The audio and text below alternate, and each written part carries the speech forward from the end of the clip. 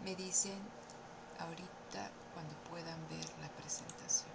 Bueno, de hecho que no voy a poner la presentación, voy a poner Ahí, primero el ahí sí, yo cuestionario. creo que doctora, digo, perdón, pero ¿Ahí ya la ven? acuérdate que el doctor, el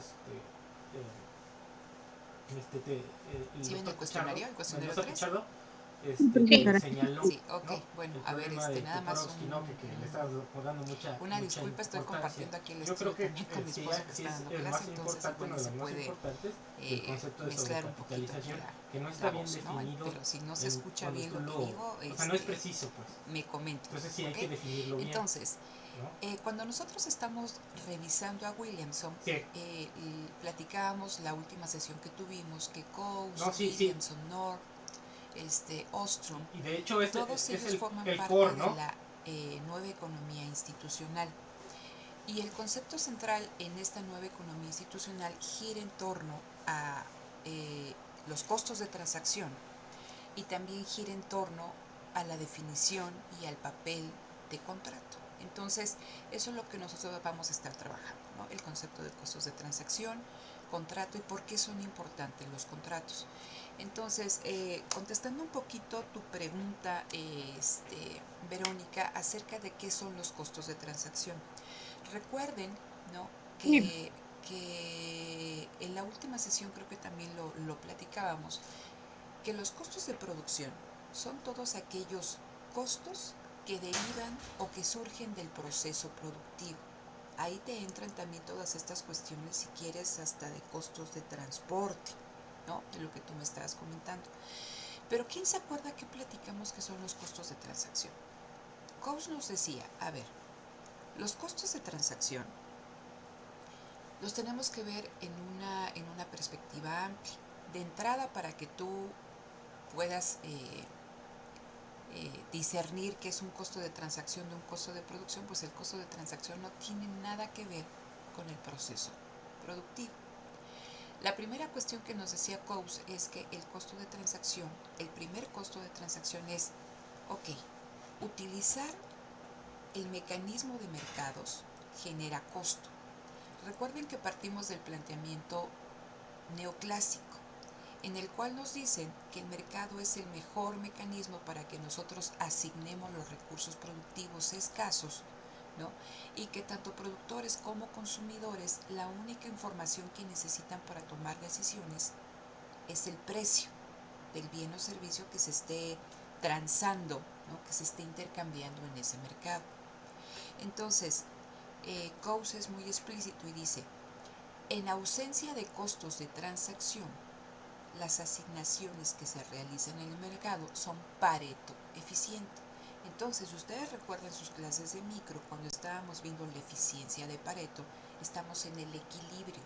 Y en el equilibrio, ¿no? Eh, nadie puede estar mejor que nadie.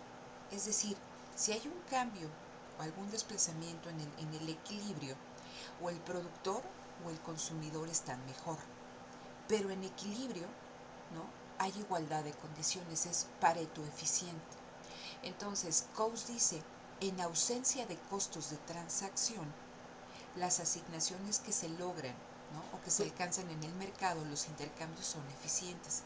Sin embargo, ¿no? Y acuérdense cuál era la postura de Coase, él trataba de que esta teoría microeconómica Esa es se lo central, adaptara Paco, es mejor a la la realidad. escasez Y y el decía exceso de capital. Es la diferencia. que Es lo que estás lo exponiendo. que pasaba en la realidad es que sí ¿No? existían O sea, costos de eso es transacción.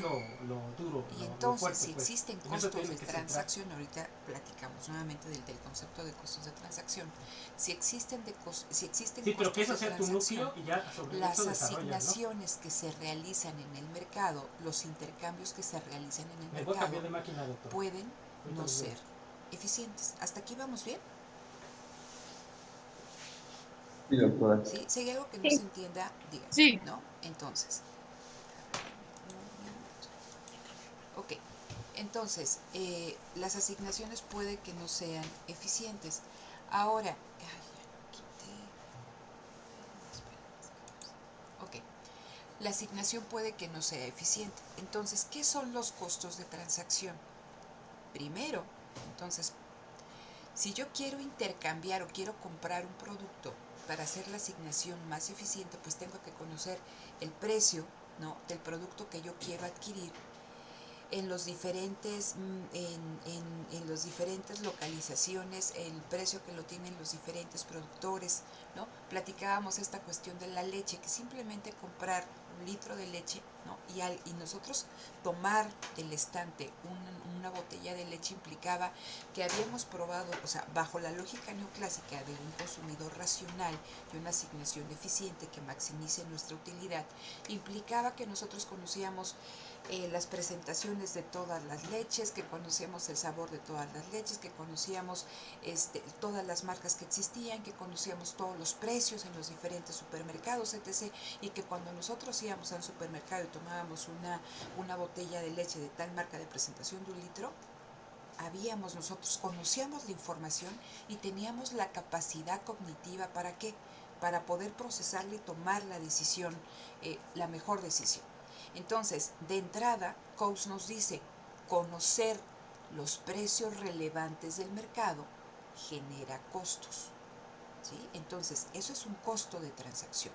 Simplemente conocer los precios, ¿no?, el precio que tú necesitas saber para tomar una decisión, llámate productor o llámate consumidor, genera costos, ¿no?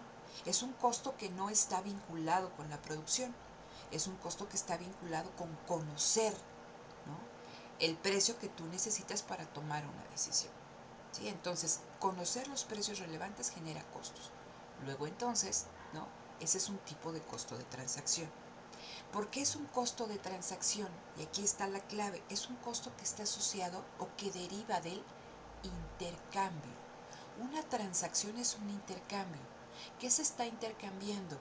Se están intercambiando bienes, se intercambian servicios, pero lo que está detrás es la tenencia, ¿no?, la propiedad del bien. Entonces, simplemente conocer el precio del bien me genera costos. Ahora, platicábamos que con independencia del bien que se esté transando o del servicio que se esté transando, lo que media entre un productor y un consumidor es un contrato. Ahorita platicamos qué es un contrato, para qué nos sirve un contrato, ¿no? Pero dependiendo del tipo de activo que nosotros estemos intercambiando, dependiendo de la frecuencia, dependiendo de la especificidad, ¿no?, son varias cuestiones que también ahorita vamos a tratar. La contratación se complica, porque no es lo mismo que ir a comprar una hamburguesa en el carrito de la esquina, que ir a comprar, les decía, un laboratorio especializado en biotecnología. Entonces, existen costos también derivados de la contratación, porque se tienen que generar costos para redactar el contrato, ¿no? Entre más específico sea el bien que se está transando, debe de existir una negociación entre el comprador y entre el consumidor, y eso me va a generar un costo, ¿sí? Entonces, es un costo de redacción del contrato, pero también hay costos de vigilancia de que el contrato se cumpla bajo las condiciones que quedan pactados en el mismo. Y la vigilancia implica un costo, ya lo vamos a ver después con otras lecturas. Entonces, redactar el contrato, vigilar que se cumpla el contrato. Y una vez que, imagínense, están vigilando y se dan cuenta que no se están cumpliendo las condiciones, también eso deriva en ciertos costos, costos legales para hacer, ¿no?, también, y otros costos de negociación para hacer que ese contrato se cumpla. Entonces, cuando estamos hablando de costos de transacción, son costos que derivan, ¿no?, de un intercambio. De acuerdo a lo que nos dice el enfoque neoclásico, en una transacción no tendrían que haber estos costos. ¿Por qué? ¿Por qué creen entonces que con el enfoque neoclásico no deberían de existir esos costos? Pues porque para todos sería lo mismo, ¿no? No tendrían que buscar como cuál es el mejor precio o cuál sería el mejor proveedor o todo ese tipo de cosas, ¿no? Porque para todas las empresas se supone que están en igualdad y Pero, no tendrían que estar pero ¿por buscando. qué, Verónica? Hay un supuesto clave en la teoría neoclásica, en competencia perfecta. en competencia perfecta, ¿qué nos dicen acerca de la información? Que hay bueno, que es la información perfecta, todos saben lo mismo, ¿no? La información está disponible, ¿no? La Ajá. información es completa, productores y consumidores, ¿no? Conocen toda la información que necesitan saber, tanto para ellos como del contrario. Y entonces cuando tú tienes esa información y eres, ¿no? Un consumidor o un productor racional, y con un productor o un consumidor racional estamos diciendo que tú buscas siempre maximizar tu utilidad o beneficios y que para eso tienes que hacer una buena asignación, y esa asignación significa que tú tienes la capacidad cognitiva para que, o sea, no solamente es tener la información, sino procesar esa información, vislumbrar todos los estados del mundo y tomar, ¿no? la decisión en consecuencia. Luego entonces, sí, ¿no? Nosotros unimos información perfecta más racionalidad perfecta. ¿Qué pasa con la incertidumbre? Pues se anula la incertidumbre, ¿no? No hay incertidumbre, ¿sí? Entonces, con estos dos supuestos de información perfecta y racionalidad perfecta no existe incertidumbre. ¿Por qué se da un contrato? ¿Qué te permite un contrato? Pues una seguridad bueno, para ambas partes, ¿no? De que Entonces, se ajá. cumplan las... Entonces, la función del contrato, ¿sí? La función del contrato es reducir la incertidumbre. Tú dices, te da una seguridad. Tú firmas un contrato y pones un montón de cláusulas, derechos, obligaciones, y qué pasa si no se cumplen las obligaciones, ¿no? Para protegerte de la incertidumbre. Entonces, cuando estamos hablando de qué estudia la economía de los costos de transacción y por qué se dan los desórdenes en las transacciones, tiene mucho que ver con esto, con la presencia de incertidumbre, que en el enfoque neoclásico no existe incertidumbre, aquí sí. Y vamos a ver cuáles son los orígenes de esta incertidumbre. Entonces, eh, con esta cuestión, ¿no? El contrato busca protegerte de la incertidumbre, y ya de entrada nosotros conocemos entonces que no hay información perfecta, que los individuos no tienen una racionalidad perfecta y que existe incertidumbre. Y estas tres condiciones buscan aminorarse con un contrato. La existencia de contratos no las elimina, sino lo que hace el contrato es tratar de reducir comportamientos de cierto tipo que están presentes y que también te generan esta incertidumbre, ¿sí? Entonces, los contratos, y eso de entrada es que no son completos. Ante la presencia de incertidumbre, tú no puedes poner eh, todos los escenarios posibles en el contrato, pues porque no sabes, o sea, desconoces el futuro. Y decíamos, una cosa es el riesgo, otra cosa es la incertidumbre.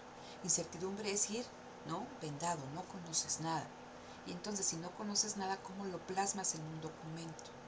¿Sí? Entonces, queda claro esta cuestión de qué son los costos de transacción, y ahorita platicamos por qué se dan estos desórdenes en las transacciones. Sí, sí, queda claro. ¿Sí?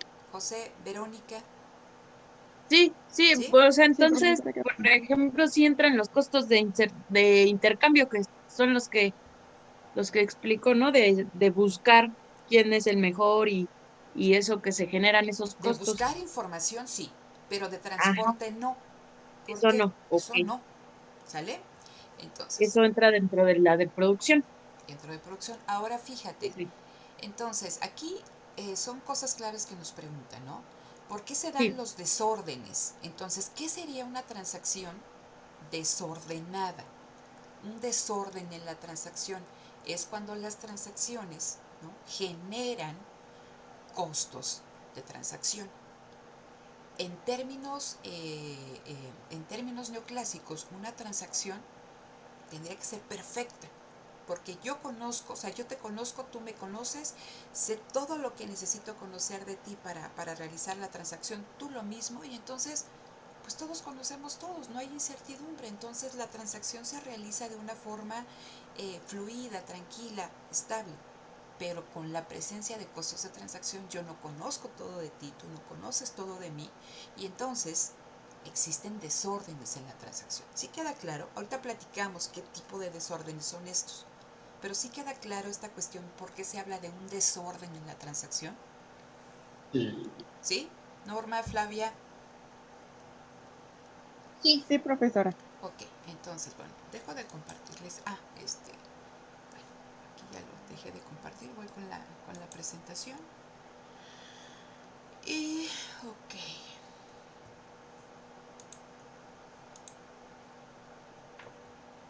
Me dicen cuando la puedan ver. Ya la ¿Ya? podemos ver. Ok. Ya Entonces, se puede.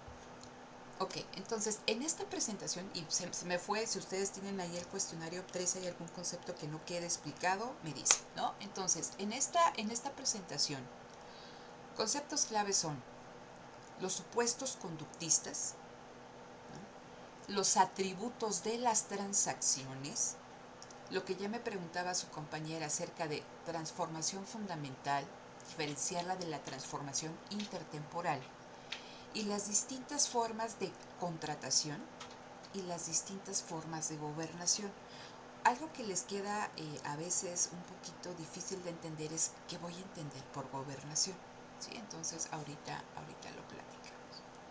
Bien, esto también ya estaba explicado ahí en el video, o eran 2 videos, ¿no?, que ustedes tenían que revisar, ¿no?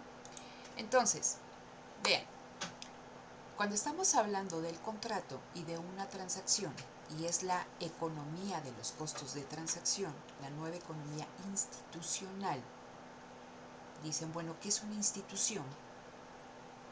Una institución en este enfoque surge para proteger a los individuos en un sistema económico de la incertidumbre, ¿no?, de los problemas que genere la incertidumbre. North nos habla de reglas. Todo este es un enfoque que se pone muy de moda a partir de inicia con North, con Williamson, pero ha tomado mucho énfasis, ¿no?, en los últimos años, y está muy ligado con toda esta cuestión de la competencia, de los derechos de propiedad, de las reglas del juego, de la claridad, de lo importante que es que existan reglas claras para todos en un entorno económico, de manera que se genere la competencia y el crecimiento económico, etc. Todo esto surge de aquí, ¿sí? Entonces, el contrato en este enfoque es la institución que nosotros vamos a analizar, ¿sí? Entonces, dice aquí, el objetivo principal en este documento es estudiar cómo los participantes en una relación comercial se protegen de los riesgos asociados con el intercambio. Entonces, el contrato a mí me va a permitir protegerme de los riesgos derivados de qué? Del intercambio por la incertidumbre. Ahora dice aquí, estas dos partes van a tratar de elegir de un conjunto de opciones institucionales factibles, menor costo de transacción. Entonces, ¿qué es lo que yo voy a entender en este sentido? Compradores y vendedores, de acuerdo al tipo de transacción, van a tener un abanico de opciones institucionales. En este caso van a tener un abanico de contratos de cuál elegir, ¿sí? Cómo intercambiar. Nosotros vamos a decidir cómo intercambiar. Dependiendo del tipo de contrato que nosotros elijamos, va a hacer que existan más o menos costos de transacción, ¿sí? Entonces, si yo voy a comprar un tornillo, pues no voy a gastar en hacer un contrato súper específico y de cláusulas y de obligaciones y de garantías. Es un tornillo. Pero si yo voy a adquirir un activo sumamente específico, un servicio sumamente específico, del cual dependen un montón de cosas, el contrato tiene que ser lo más específico posible. Si yo no lo hago así, los costos de transacción en caso de incumplimiento, en caso de que el contrato no se lleve como yo esperaba que se llevara, van a ser muy altos. ¿sí? Entonces, dependiendo de lo que nosotros vamos a intercambiar, será el tipo de contrato que nosotros elijamos, ¿sí? Y en función de esto vamos a presentar mayores o vamos a enfrentar mayores o menores costos de transacción, ¿sí? También nos dice que las relaciones contractuales se asumen incompletas. ¿Por qué? Porque lo que les decía, por la presencia de la incertidumbre. Dice, y el problema fundamental de la empresa es enfrentar los desórdenes en el intercambio. Entonces, yo ya sé que una transacción, ustedes han comprado algo en casa, ¿no? O ustedes mismos algún bien o han contratado algún servicio, y cuando lo contratan, a veces no saben si ese producto se les va a descomponer, si les van a dar garantía y todo lo que viene aquí. Tú no sabes cuando contratas a un empleado, a algún trabajador, si realmente va a trabajar como tú quieres que trabaje. Y si no quiere, o sea, y si esa persona no está trabajando como tú quieres que trabaje, entonces tiene que haber una negociación para que haga lo que tú habías establecido en un primer momento, y si no quiere, es litigio, etc. Entonces, esos son los desórdenes que pueden derivar del intercambio, todos vinculados con los costos de transacción. ¿Cuál es el problema fundamental de la empresa? Enfrentar esos desórdenes. Es decir, ¿cómo le hace la empresa para adaptarse a estas implicaciones que pueden surgir del intercambio por la presencia de incertidumbre? Entonces, el problema fundamental, lo que tiene que hacer la empresa como objetivo principal en este enfoque, es adaptarse. Adaptarse a los cambios en un medio ambiente dinámico y en un medio ambiente incierto. ¿Sí se entiende hasta acá, chicos? Sí, doctora, todo muy claro. Verónica, Norma, Flavia. Sí, Si hay algo que no se entienda, por favor, con toda confianza participe, ¿no? Entonces, cuando me están hablando de estos desórdenes, ¿de dónde derivan estos desórdenes? Aquí me hablan de racionalidad limitada, de oportunismo, incertidumbre, dice, y de un número reducido de los agentes con quien contrata, ¿sí? Entonces, ahorita vamos a ver uno por uno, ¿no? Entonces, aquí, ¿cuáles van a ser los objetivos de la empresa? Y lo que les decía, si el objetivo de la empresa es enfrentar estos desórdenes en la transacción, estamos diciendo que algo de lo que se le va a pedir a la empresa es que tenga capacidad de adaptación, ¿sí? Entonces, vean, como objetivo de la empresa dice alinear las transacciones. Las transacciones tienen atributos. Ahorita vamos a platicar cuáles son los atributos de la transacción. Dice, tenemos que alinear el tipo de transacción con una estructura de gobernación. ¿Cómo se va a gobernar? ¿Cómo se va a gestionar esa transacción? Si hay una buena alineación, los costos de transacción son bajos, pero si hay una mala asignación, una mala alineación, perdón, los costos de transacción son altos. Entonces, ustedes imagínense, platicábamos también que un matrimonio es no decir es un negocio, pero hay un contrato de por medio. ¿Qué pasa cuando tú te casas con una persona, pues realmente no lo conoces y tampoco te conoce, no lo o la conoces? Si tú tienes problemas en ese matrimonio y te quieres divorciar, pues esperarías que fuera de mutuo acuerdo. Pero ¿qué es lo que vemos nosotros en la vida real? Que no siempre son de mutuo acuerdo, porque hay veces que las personas quieren más de lo que les corresponde. ¿Quieren más de lo que les corresponde o no quieren qué? ¿Qué es lo No que no? quieren, Ajá, ¿te escucho? no quieren perder ciertos privilegios que tenían.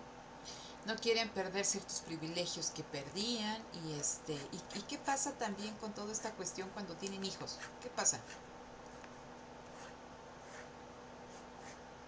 Hay que negociar la pensión para los hijos, la educación. Ajá.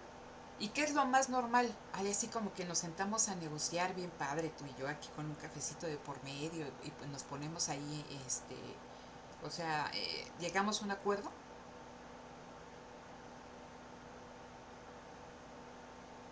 poco sí?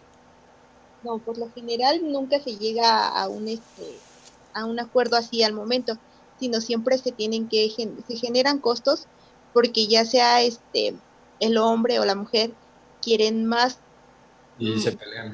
cuestiones, ¿No? entonces Ajá. genera. Dice José, se pelean, ¿no? Hay un conflicto, hay un desorden en la transacción, ¿no? Entonces, ¿qué es lo que nosotros tenemos que hacer cuando hay un problema así? Pues tienes que ir a una junta ahí como de conciliación, te tienes que acercar con un abogado, contratar al abogado genera costos, la otra parte también contrata un abogado, puedes ir tú a estas agencias especializadas de atención para que te dé la pensión, pero no solamente es de que, o sea, tú vas ahí y estableces toda esta cuestión del juicio y lo tienen que mandar a la otra parte para que se presenta, si se presenta, y luego ver qué tiene, si tiene un trabajo, o sea, eso son cuestiones de costos. Si tú hubieras sabido cuando te enamoraste de él o ella en la UAM que era de este tipo, pues ni te casas. O bien, ¿no? Te arriesgas, pero dices, oiga, pero ¿sabe qué? Aquí en el contrato póngale A, B, C, D, E, que si no cumple tal cosa, que ponga como fianza de menos su coche, porque en caso de que tengamos hijos, pues de ahí, me quedo con el bien para venderlo y tener como dinero efectivo para hacer frente a ciertas cosas. ¿Sí? Entonces, esto tiene que ver mucho con alinear las transacciones. Las transacciones varían en los atributos, en el tipo de transacción. Decía, no es lo mismo comprar una hamburguesa que comprar una vacuna contra el COVID. Y entonces, yo me tengo que proteger, ¿no? Con un tipo de contrato y una forma de gobernar, ¿no? Ese contrato. Y en función, si yo hago un buen match, la adaptación y costo difiere. Pero si yo no hago esta alineación, ni me voy a poder adaptar y los costos de transacción van a ser sumamente altos. ¿Sí? Entonces aquí nos hablan de 3 tipos de adaptación: autónoma, cooperativa e híbrida. Eso lo vamos a ver, o esta cuestión de la adaptación tiene que ver mucho con el tipo de contrato y con la estructura de gobernación. ¿Qué es lo que va a buscar siempre la empresa? Economizar, es decir, disminuir los costos de transacción. ¿Sí? Entonces, disminuir no significa desaparecer. La existencia o la presencia de que ahí vaya a haber costos de transacción siempre está patente. Ahora, me preguntaba una de sus compañeras esta cuestión de temporalidad, ex ante y ex post. ¿Ex ante a qué? Antes de que se firme el contrato. Nuestra institución clave es el contrato, ¿no? Entonces, va a existir o van a existir costos de transacción ex ante que se vinculan con redactar el contrato, negociar el contrato y elaborar una serie de salvaguardas, ¿no? ¿Qué son las salvaguardas? ¿Quién entiende qué es una salvaguarda?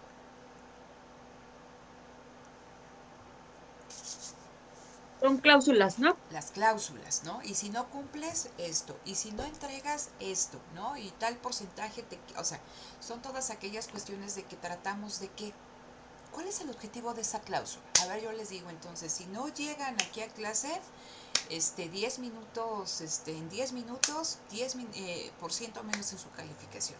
Si no entregan todos sus cuestionarios, no me hacen examen. Si no entregan el trabajo, se quedan sin tanto. ¿Cuál es el objetivo de esas cláusulas, de esa letra chiquita que se les pone a ustedes en este contrato que es el sílabus? Yo se los muestro, ¿no? Ustedes lo leen, aceptan, negociamos, ¿no? Pero ¿cuál es el objetivo de estas cláusulas? Hacer cumplir el contrato. Hacer cumplir el contrato, pero ¿cuál será mi objetivo contigo, Verónica Honor? A ver, yo lo pongo para qué. A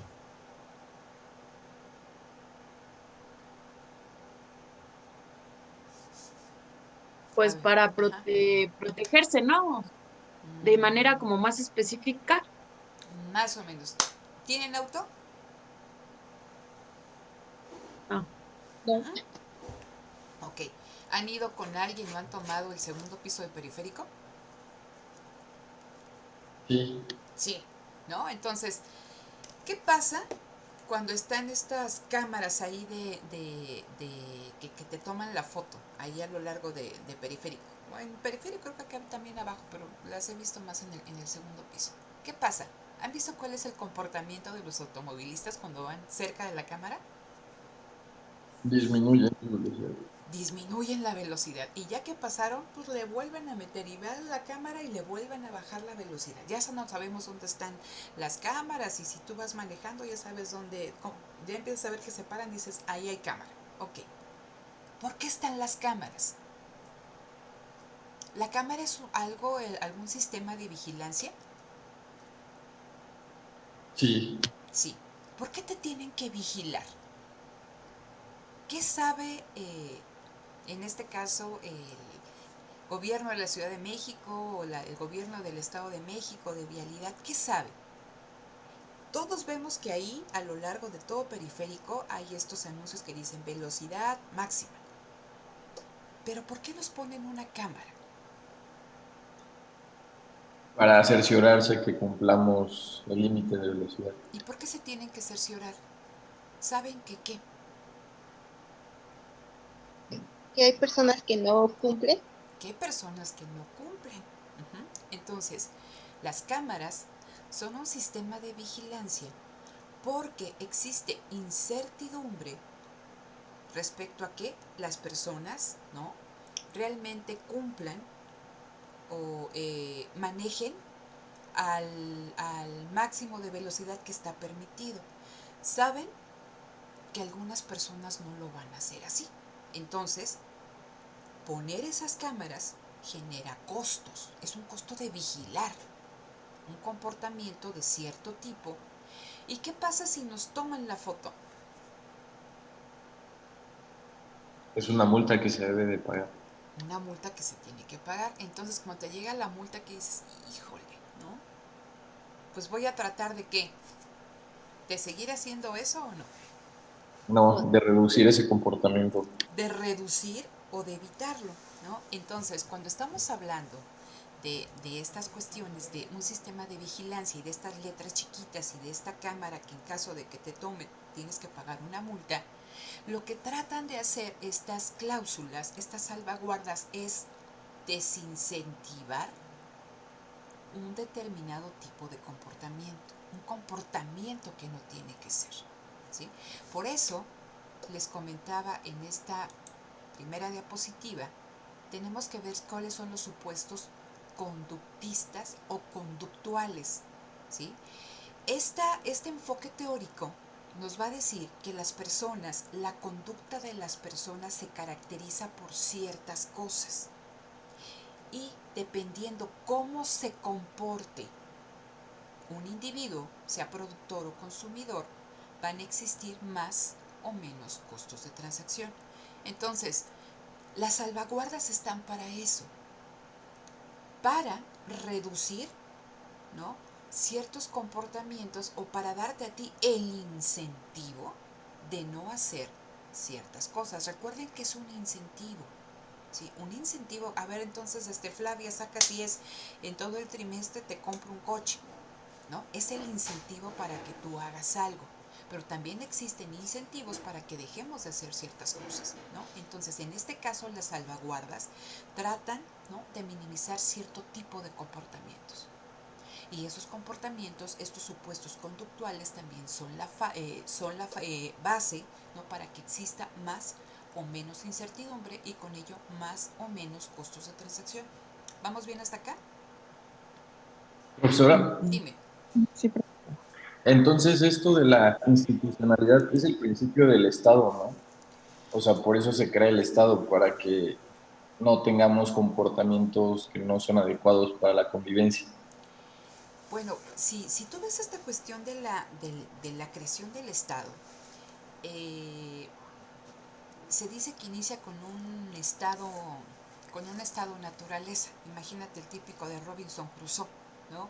Entonces tú tienes esta caña para pescar, o si no tienes, ya es muy elevado esta cuestión de la caña para pescar, tienes ahí una vara que le hiciste ahí, tallaste como un pico para que sea lanza y te pones ahí a la mitad del río a estar buscando pescados, eso es tuyo. Hiciste una palapa ahí con hojas de plátano, mango, lo que sea, esa es tu casa, ¿no? Y así están todos los demás en un estado naturaleza. ¿Qué pasa si viene alguien y trata de robarte, ¿no? Con lo que tú pescas, la red que hiciste, o trata de despojarte de tu casa? Tú pues, te vas a tratar de defender, ¿sí? Entonces, esto trae conflictos. ¿Qué pasa con la existencia o con el surgimiento del Estado? Los individuos le cedemos al Estado esta opción de defendernos, y la primera, ¿no? Obligación del Estado es que protegerte, ¿no? Proteger tu seguridad y proteger eh, esta cuestión de los derechos de propiedad, ¿no? O sea, que te respeten de que esta es mi taza y que nadie va a venir a quitarme mi taza, y que hay un Estado que vigila, que tiene un cuerpo legislativo para hacer leyes, ¿no? Que digan que nadie va a venir por mi taza, que venga también una cuestión, un cuerpo judicial en caso de que se viole eso, que haya alguien, ¿no? O sea, toda esta cuestión para proteger ¿qué? Para proteger ese derecho, ¿no? A la seguridad de las personas que nos alineamos bajo lo mismo, o sea, toda esta cuestión a la presencia de un Estado, ¿sí? Entonces, por eso está tan vinculado toda esta cuestión en los últimos tiempos de que para que haya intercambio, ¿no? Entre la postura neoclásica, chicos, tiene que ver mucho en el sentido de que entre más intercambios haya, ¿sí? Entre más transacciones haya, el estado de un sistema económico es mejor. Una economía crece, ¿sí? Una economía se desarrolla, mejora el nivel de vida de sus habitantes. Entonces, debemos de tratar, ¿no? De que las empresas, los individuos puedan transar, puedan intercambiar, y que no se generen desórdenes en torno a este intercambio. Por eso es tan importante la presencia de contratos y la presencia de leyes y la presencia de normas y de instituciones que, ¿no? Estén redactando, legalizando todas estas cuestiones y que vigilen su cumplimiento.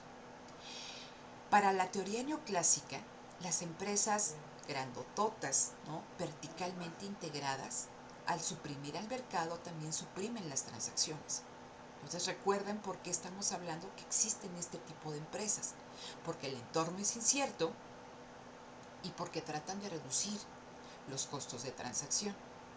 Pero en esta lógica, a medida que se van reduciendo los costos de transacción, ¿qué le pasa a esta empresa verticalmente integrada? Pues empieza, ¿no? A regresar ciertas fases del proceso productivo al mercado. Eso significa que se hace más chiquita y establecen más relaciones de mercado. Entre más costos de transacción haya o haya la posibilidad de que se presenten, la empresa va a crecer. Y a medida que disminuyen los costos de transacción, la empresa se hace más pequeña. ¿Sí se entiende esta cuestión?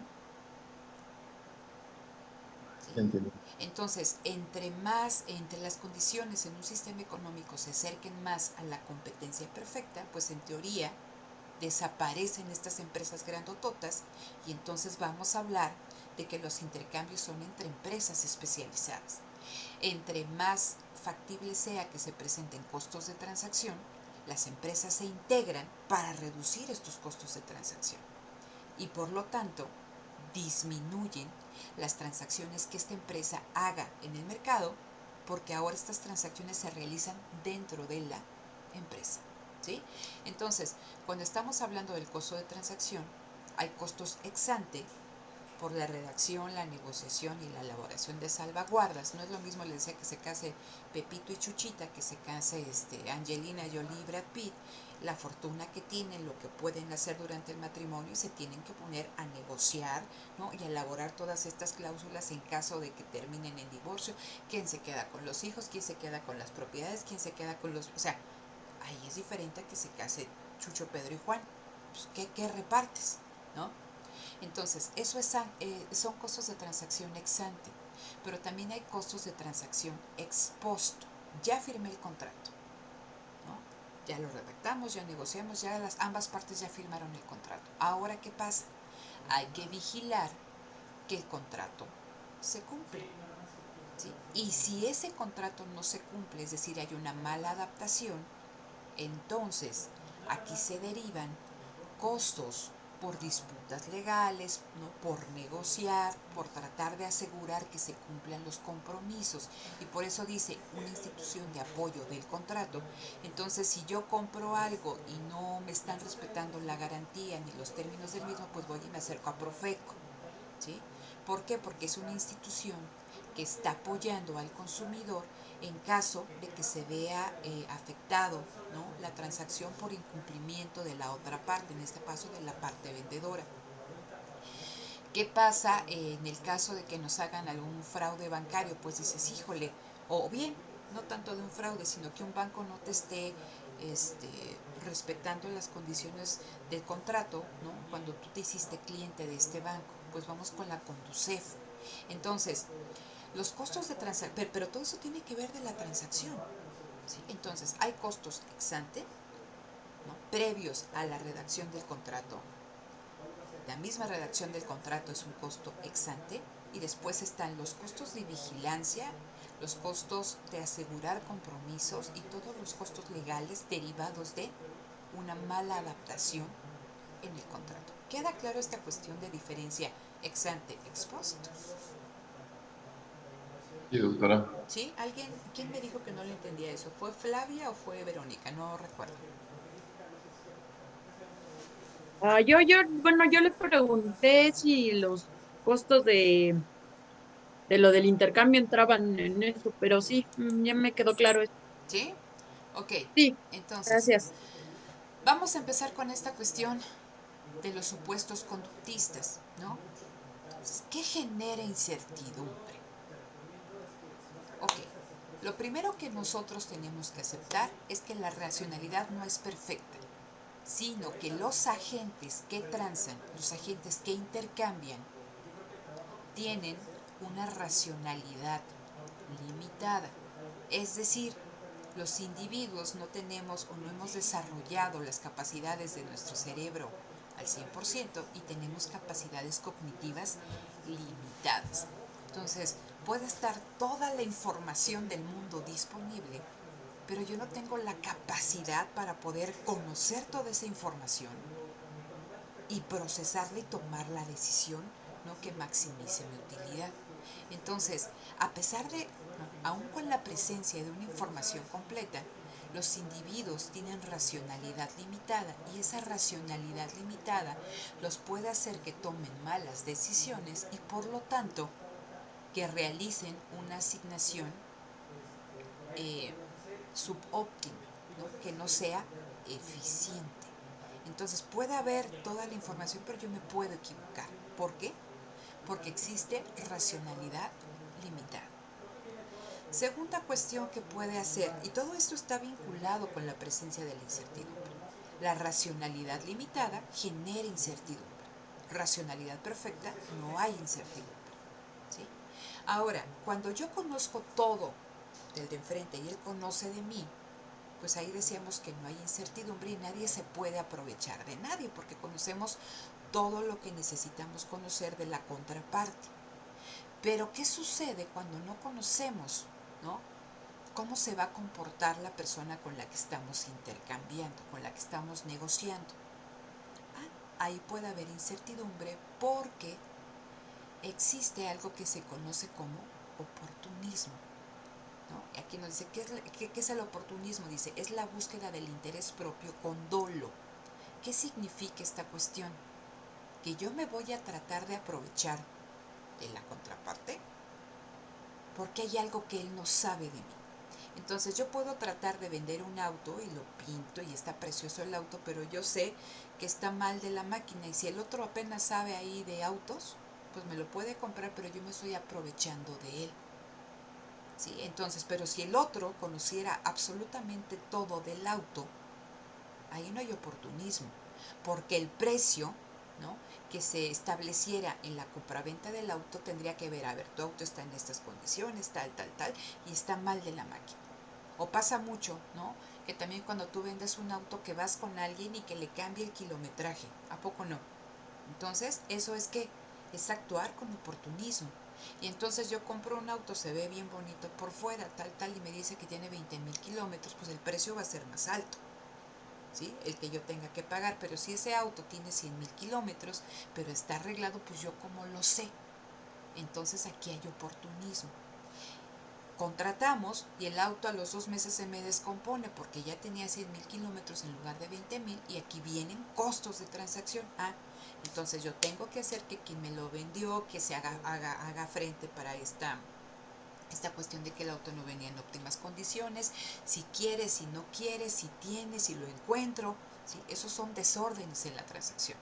Si se conociera realmente el estado del auto, pues no hay problema, ¿sí? Entonces, la presencia de oportunismo entre ambas partes, ¿no? Eso genera que existe incertidumbre y que se generen costos de transacción. Ahora, aquí dice Williamson algo que es muy importante. Dice, no todas las personas son oportunistas, ¿sí? En el caso del segundo piso de periférico, no todas las personas incumplen las reglas de tránsito. Sin embargo, hay algunas que sí. Entonces dice, asumir que o sea, pero ¿cómo encuentro quién sí es oportunista y quién no es oportunista? Entonces dice, es más fácil asumir que todos los agentes tienen comportamientos oportunistas. Dice, en su lugar, dice, el supuesto es que algunos individuos son oportunistas en algún momento y es costoso verificar diferencias de confiabilidad ex ante. Entonces, en este caso del segundo piso de periférico, yo sé que no todos, ¿no?, presentan esta búsqueda de su propio interés y tienen que llegar temprano de Naucalpan a CEU, pero en 10 minutos y van a ir como bólidos, ¿no? Y puede haber otros que a pesar de que tengan esa prisa, pues dice, pues es que tengo que seguir, ¿no?, toda esta cuestión de normas de seguridad, el reglamento de tráfico, no exceder la velocidad. Habrá algunos que sí, pero algunos que no. ¿Cómo le hago para verificar cuáles son oportunistas y cuáles no? Pues agarro con un mismo rasero. Es costoso verificar quién es oportunista y quién no, y entonces mejor pongo una cámara y eso me va a generar costos, ¿no? Costos de vigilancia. Por eso dice, es costoso verificar quién es confiable y quién no es confiable. Pero de entrada decimos, ojo, no todos son oportunistas, pero ¿cómo verifico quién sí o quién no? ¿Cómo verifico que yo como empresa contrato a un cierto tipo de trabajador y que ese trabajador no va a cumplir con lo que yo necesito? Y tiene que ver también toda esta cuestión con el riesgo moral y selección adversa, ¿sí? Cuando nosotros estamos buscando un trabajo, no sé si alguno ha buscado un trabajo o tiene un trabajo, ha trabajado. ¿Nadie? ¿A poco no? Por el momento no, Por el momento no. hasta que terminemos. ¿Qué pasa cuando hacen su currículum? ¿Han tenido que hacer un currículum? Sí. Sí, ¿y qué le ponen ahí? ¿Qué tratan de hacer en el currículum? ¿Para qué nos Vender. sirve? Venderse, ¿no? Hacerse una mercancía atractiva ya en un mercado de trabajo. Y entonces, si apenas manejo ahí como que, econometría y eso con el IBIOS, bueno, yo pongo ahí que manejo Stata, que manejo R, que manejo, ¿cómo se llama? Cuestiones de econometría espacial, que el QGIS y yo somos uno mismo, y el GEODA y todo lo demás. Ahí se ve bien bonito en el currículum, pero medianamente, ¿no? Lo manejamos, ¿no? Excel, ¿no? Dominio completo de Excel y apenas podemos ahí, no sabemos cómo fijar columnas, no sabemos cómo vincular, pero ahí lo ponemos. Ese es un comportamiento oportunista. Cuando tú vas a buscar trabajo, la persona que te contrata con la información, con la entrevista, pues trata de hacerse de la mayor información, ¿no? Para contratarte, si eres una persona, te piden referencias, para igual alguna prueba, etc., para ver si eres una persona confiable. Porque de entrada, yo no sé si tú eres oportunista o no, y que lo que está en el currículum realmente lo sabes hacer o tienes ese conocimiento. Yo puedo ver que son licenciados en economía, pero no sé si se la pasaron toda la licenciatura copiando, medio entrando a clases o todo lo demás, porque nada más dice licenciado en economía, pero no dice cómo pasaste. Y pudiste pasar con comportamientos oportunistas toda la carrera, pero la persona que te va a contratar no lo sabe, ¿sí? Entonces, lo que tenemos que hacer, ¿no?, aquí, como fuente de incertidumbre, lo que debemos de conocer es que las personas tienen una racionalidad limitada y eso puede afectar la transacción, y que también la presencia de oportunismo puede afectar la transacción. ¿Sí se entienden estas dos cuestiones, chicos? Sí, muy bien. ¿Sí?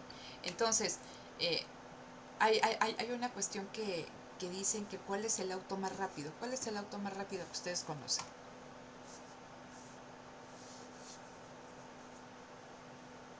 No conocemos autos. ¿Cuál es el auto más rápido? El Bugatti. El Bugatti. Verónica, ¿cuál es el auto más rápido? No, no sé, el Lamborghini. Lamborghini. Norma.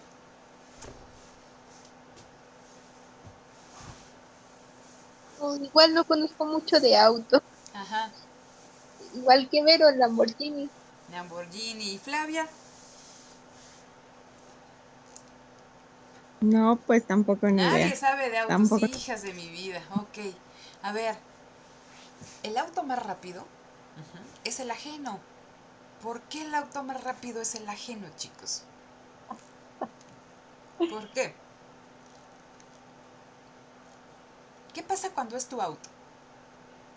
¿No? Cuando te compras tu Lo primer auto, cuidas. lo cuidas, que no coman adentro, que no se le hagan moronas, que no le den portazo, ¿no? Eres cuidadoso porque supiste cuánto te costó, ¿no? Adquirir un auto, tu primer auto. Pero ¿qué pasa cuando tienes que ir a algún lugar y te presta a alguien el auto? ¿No? Si no eres oportunista, pues lo vas a cuidar. Pero si eres oportunista, ¿no? Pues lo vas a llevar, pero no te ve el dueño al final. ¿Qué pasa cuando muchas personas compran autos y que los dan para que los trabajen como taxis? ¿No? Pues que el taxista, o sea, quien trae el taxi, pues él quiere sacarlo de la cuenta, pero no cuidan los autos. ¿Por qué? Porque no son suyos. ¿Sí? Entonces, cuando tú contratas a esta persona para que trabaje tu auto, te dice que es la persona más responsable, más cuidadosa y todo lo demás, pero en la práctica puede ser que sí, pero puede ser que no. Y esto va a generar problemas, ¿no? Problemas en ese contrato que tú estableces como dueño del auto y quien lo va a manejar. Entonces, tenemos nosotros que aceptar que va a haber incertidumbre porque los individuos presentan racionalidad limitada y porque está patente, latente la presencia de oportunismo. ¿Qué se debe de hacer con un contrato? Tratar de disminuir esta racionalidad limitada y tratar de disminuir el oportunismo.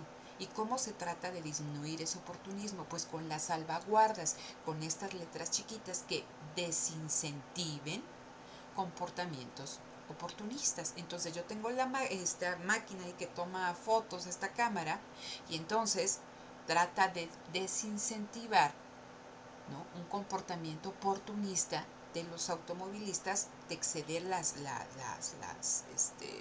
los límites de velocidad e incumplir, ¿no? Cuestiones de seguridad. Es desincentivar. Sin embargo, ahí están presentes. Puede ser que alguien, pues yo total, no pago, ni mi coche es, ¿no? Entonces va a estar presente siempre esta cuestión del oportunismo. Hablábamos de una selección adversa y de un riesgo moral, ¿sí? Entonces, esto, si quieren, lo platicamos mañana. No sé si ya lo hayan visto en alguna de sus clases. No. No, entonces búsquenle, ¿no? Ahí googleen selección adversa y riesgo moral, pero está sumamente vinculado con esto, ¿sí? Cuestiones ex antes y cuestiones ex post. Busquen qué es selección adversa, busquen qué es riesgo moral y mañana lo platicamos y lo vinculamos con eso. Por esto que lo busquen, ¿no? Entonces, esta cuestión queda clara, chicos. Y esto está vinculado con la conducta de un individuo. Por eso son supuestos conductistas. Y esto, ¿no? Cuando tú tienes racionalidad limitada, que no conoces toda la información, que no tienes la capacidad de procesar toda esa información, y cuando no sabes de entrada, ¿no? Si la persona, la empresa con la que estás transando un bien o un servicio es oportunista, estamos hablando que está presente esta cuestión de asimetrías de información. Ojo, clave en este enfoque es la información, ¿sí? ¿Por qué se presentan desórdenes en las transacciones? ¿Por qué hay incertidumbre? porque hay asimetrías de información. Alguien sabe otra cosa, ¿no?, que el otro no sabe. No estamos intercambiando en igualdad de condiciones en términos de información. Y esto va a traer problemas de transacción, desórdenes en la transacción y costos de transacción. Y por ende, las empresas van a empezar, ¿no?, a internalizar actividades, se abandona el mercado y trae problemas de organización económica. No sé si entraron ustedes a la sesión que tuvimos el viernes en esta cuestión de la charla virtual que tuvimos aquí el doctor Jaime Prudencio, una servidora, y el doctor Samuel, ¿no?, de allá de la Facultad de Economía, y yo comentaba en una de mis intervenciones que si algo me había llamado la atención es la noción que se tenía actualmente, bueno, en el sexenio de Calderón y después con Peña Nieto, pero en el sexenio de Calderón tal cual, la política industrial era un instrumento para, ¿no?, minimizar los desórdenes, ¿no?, derivados de intercambio en el mercado, y que el principal objetivo de la política industrial era proveer de información a los agentes económicos, ¿no? Entonces eso es bien grave, ¿no? Porque estamos, o sea, bueno, es grave de acuerdo a cada quien como lo vea, para mí es grave, pero esto deriva de aquí, ¿sí? Entonces dicen, entre más información exista, pues el sistema y la organización económica pues va para adelante y crece y toda esta cuestión. Es un problema de información, ¿sí? Entonces, todas las instituciones, todas las políticas deben de estar encaminadas a disminuir estos problemas en cuestión de asimetrías de información, a reducir las asimetrías de información. Si se reduce la asimetría de información, se reducen los costos de transacción, hay un mayor número de intercambios en el mercado y esta economía crece. ¿Sí se entiende esta lógica que estamos planteando aquí? Sí, sí, sí. Sí, José, Verónica, Norma, Flavia. Sí, profesora, se entiende mejor. Se entiende mejor. Si hay algo que no les quede claro, díganme. No tendré yo que estar haciendo esto porque estoy volviendo a dar la clase, entonces no encuentro chiste en subir los videos, ¿no? Y todavía tener que dar las clases, o sea, por eso les digo que es aquí como en cuestión de dudas. Ahora, comentábamos que también las transacciones tienen diferentes atributos. Partimos de aquí que ¿cuál es la unidad de análisis básica? La transacción, el intercambio. Sin embargo, el intercambio va a diferir dependiendo de qué, de la especificidad de los activos, de la frecuencia, de las conductas de los agentes y también de condiciones tecnológicas y de mercado. Vamos a empezar aquí rápidamente en cuanto a la especificidad de activos, y me dicen, ¿es uno de los atributos o si no el atributo, la característica más importante de las transacciones? ¿Sí? No todos los activos que se intercambian, ¿no?, tienen el mismo grado de especificidad. ¿Recuerdan ustedes el concepto de costo de oportunidad? Y Sí. ¿Qué era el costo de oportunidad? que se deja de hacer una cosa por hacer otra. Ok, entonces el costo de oportunidad me dice, es la alternativa de mayor valor a la que se renuncia por, ¿no?, cierta actividad que tú eliges realizar. El costo de oportunidad, aquí está detrás, es hay valor, hay un valor al que se renuncia. Entonces ustedes están ahorita estudiando, ¿no? No están trabajando y están renunciando a obtener un salario. Poco, ¿no? Alto, bajo, pero un salario. A eso están renunciando, esperando, ¿no?, obtener un salario más alto como licenciados en economía, ¿sí? Entonces, los activos, la especificidad de los activos también genera un determinado costo de oportunidad. Ahorita platicamos eso. Entonces, la primera tipología, aquí hay una clasificación de especificidades. Y la primera especificidad o la primera clasificación es de sitio o de ubicación. ¿Qué pasa si ustedes son proveedores de Ford o son proveedores de Nissan? son proveedores, están en Japón, y de repente Nissan va a abrir una planta en el Bajío. Y les dice Nissan, ¿no? A ustedes como CEOs de esa empresa de proveeduría, oye, ¿sabes qué?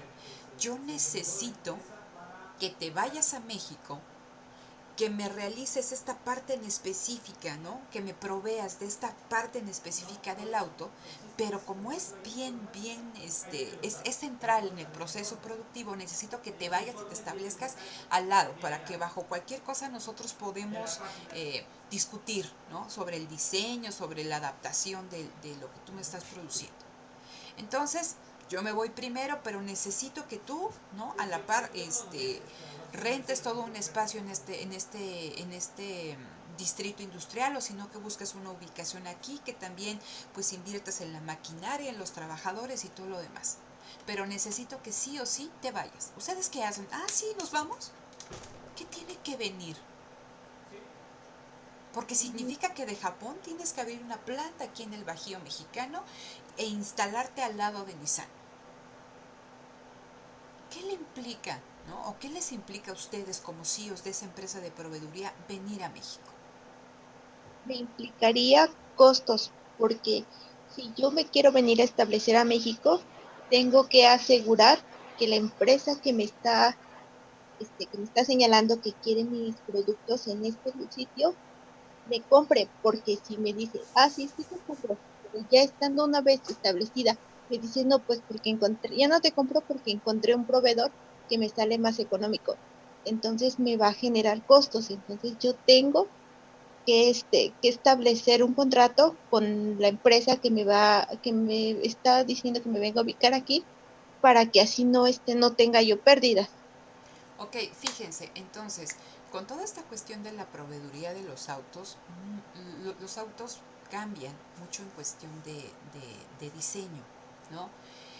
Y no todos los componentes del auto son, o sea, cuando un activo es tan específico para el diseño de un auto, pues ese producto no tiene muchos usos alternativos.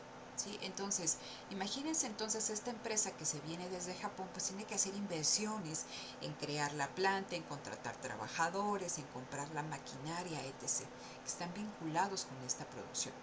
Pero ¿qué pasa entonces? Como decía Norma, si ya una vez instalado por la empresa te dice, oye, ¿sabes qué? Trabajas bien 1 año, 2 años, pero al tercero, ¿qué crees? Que encontré un proveedor mexicano que me da el mismo tipo de servicio que tú. Entonces, si quieres que sigamos trabajando, pues no te voy a pagar el producto a tanto, sino lo voy a bajar, o bien te voy a comprar una menor cantidad de productos, y lo demás, a pesar de que tú tienes la capacidad instalada, pues ya no te la puedo comprar. Entonces, si es tan específico tu producto, es decir, si está tan pensado para un diseño, para las necesidades de una empresa en particular, ese producto va a ser difícil que tú lo coloques en otros mercados o con otras empresas, porque la utilidad puede ser menor, ¿no? Para otra empresa, en función de la primera empresa que te estaba contratando. Y si lo logras vender, pues lo tienes que dar un precio más bajo. Entonces, eso también te genera, ¿no?, pérdidas. Por eso estamos hablando, y es lo que necesito que ustedes vean, que entre más específico es un activo, entre más específica va a resultar una transacción, el contrato, ¿no?, pues también va a generar mayores costos, porque vamos a tratar de qué, de protegernos de la racionalidad limitada, del oportunismo. Y entonces ese contrato pues lo tenemos que redactar, tenemos que negociar, tenemos que establecer derechos, obligaciones, vigilarlo, poner las salvaguardas. Si no se llevan las cosas como se deben de llevar, después vienen, ¿no?, cuestiones de volver a negociar, y si no, tenemos que ¿qué? Tenemos que empezar a hacer ciertas acciones para que estas cláusulas se cumplan. ¿Sí? Entonces, las especificidades pueden ser de sitio o ubicación. Si tú te vienes y construyes una planta en el Bajío mexicano, tienes un activo inmóvil en alto grado, pues no es como que te lleves tu planta y ahora la pones en el sureste o en el norte, o te la llevas a Guatemala, o te vuelves a regresar a Japón. Es un activo específico, es un activo inmóvil, es una inversión muy alta. Y esa inversión está pensada para responder a las necesidades de una empresa. Entonces, el contrato que tiene que regir esa transacción no es el mismo que si compramos una hamburguesa, compramos un tablón o compramos un clavo, ¿sí? Entonces, hay especificidades de sitio, de ubicación, hay especificidades respecto al diseño mismo del activo, ¿no? Ahí yo ponía este diseño, ¿no? De una planta que es así como en forma de estrella, es un diseño específico que se realiza, el productor, ¿no? La diseñó para responder a las necesidades de ese comprador, pero ¿qué pasa si el comprador le dice, ¿sabes qué? Pues es que yo la quería redonda, y esta cuestión específica pues nada más le servía, ¿no? a este comprador. Dice, bueno, ¿no? Es tan específico ese activo que si yo lo trato de vender o buscarle un uso alternativo, pues voy a perder, porque quizá lo tengo que vender en partes o alguien lo compra completo, pero como no es lo que tenía pensado, me va a tratar a mí de pagar menos, etc. Entonces, los contratos que medien, ¿no? Entre el intercambio de activos específicos, ya sea bienes o servicios, tienen que buscar ser lo más específicos posibles. ¿Sí se entiende esta cuestión, chicos? Profesora, aquí, Dime. por decir este ejemplo que acabamos de ver, que de la empresa japonesa que se viene a establecer aquí a México, ¿se podría tener relación con lo de contratación relacional? Contratación relacional. A ver, sí y no. Eh, Eso yo lo dejaría un poquito para la última parte. A ver, denme un minutito, chicos, por favor. A ver, a ver, a ver.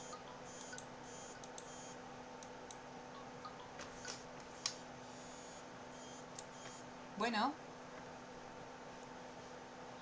dígame. ¿Sí? ¿Quién habla? Hola, Miguel, ¿cómo estás? Sí, perdón. Oye, te pido un favorcito. Mira, estoy terminando clase, pero te llamo en 5 minutos. ¿Sale? Ándele. Dios.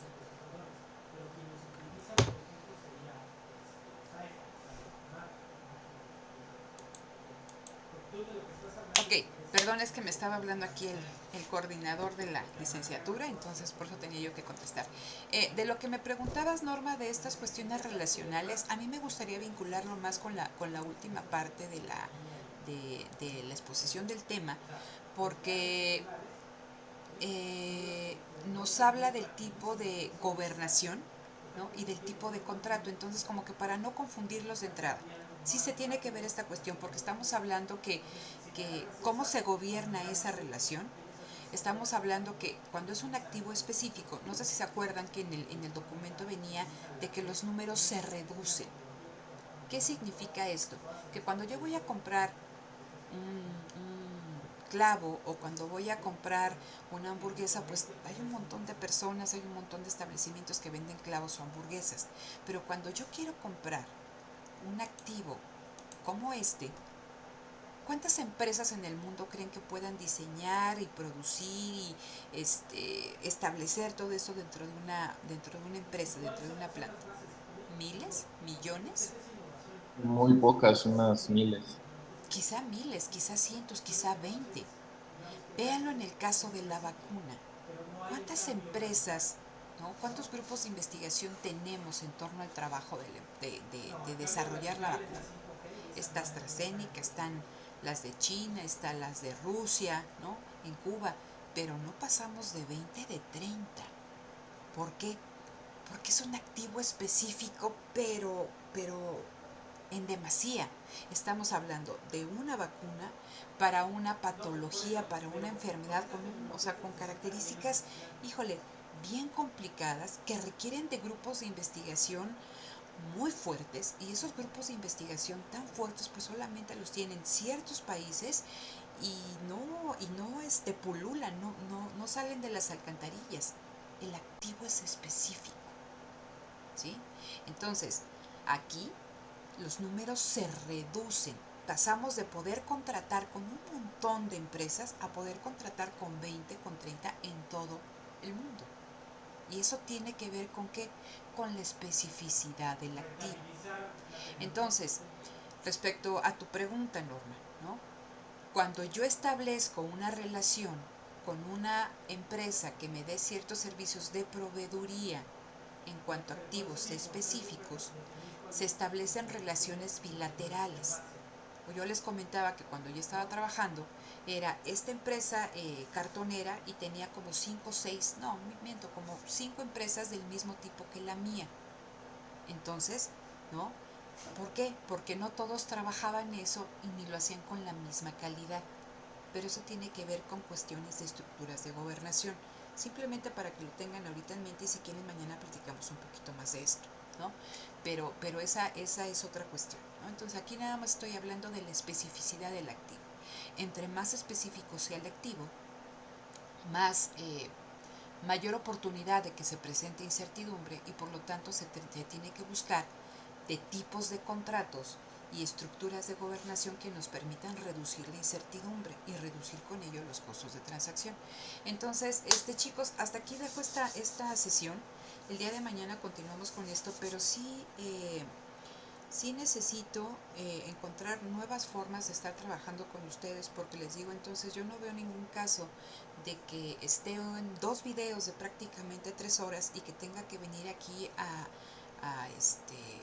repetir lo mismo, ¿no? Entonces, o no se están entendiendo los videos, o no los están revisando, o no sé qué está sucediendo. Entonces, sí me interesa platicar con ustedes de esto. Bueno, somos varios en el grupo, ahorita nada más hay 4, ¿no? Entonces tampoco sé qué esté sucediendo con los demás, con sus demás compañeros, si están asistiendo a las sesiones igual que aquí, ¿no? Entonces no sé qué esté pasando. Es bien importante que estén en las sesiones. Es importante, les digo, a ver, cuestionario 3, cuestionario 4, ¿qué pregunta no entienden? E irme en específico a preguntas o a conceptos, no a volver a repetir, ¿no? Me preocupa que si esto ya está en el cuestionario que no se entienda todavía, entonces, perdón, en el video, entonces sí me gustaría que mañana me dijeran o no están entendiendo el video o qué es lo que sucede, ¿sí? Porque sí, o sea, o sea, me estoy atrasando mucho porque yo creo que con el video es suficiente, ¿no? Que los pueden ver, o sea, tienen lecturas adicionales, tienen videos, ¿no? Y que no se estén entendiendo ciertas cuestiones, ¿no? Entonces, o no me estoy explicando bien en los videos, o no están realizando las lecturas, o qué es lo que sucede, ¿no? Si no, tendría yo que ver otra forma de trabajo, pero no me puede estar atrasando así, ¿eh? Entonces, bueno, hasta aquí detengo la grabación.